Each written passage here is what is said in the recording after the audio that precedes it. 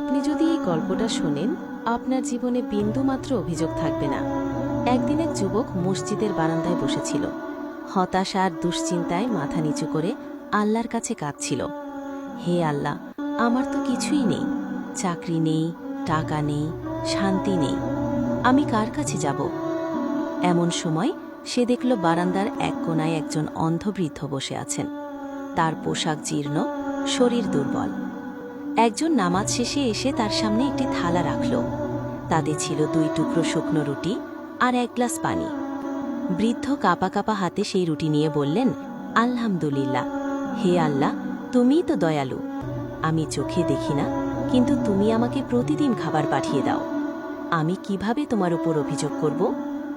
এই কথা শুনে যুবক হতবাক। তার চোখে পানি চলে এলো। সে ভাবল, আমার তো চোখ আছে, হাত পা আছে, ভালোভাবে চলতে পারি, তবু আমি অভিযোগ করি?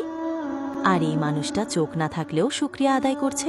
সেই মুহূর্তে যুবক সেজদায় পড়ে গেল। কাঁদতে কাঁদতে বলল, হে আল্লাহ, আমি আর কখনো তোমার কোনো নিয়ামত নিয়ে অভিযোগ করব না। তুমি যা দিয়েছ আমাকে কৃতজ্ঞ বানিয়ে দাও।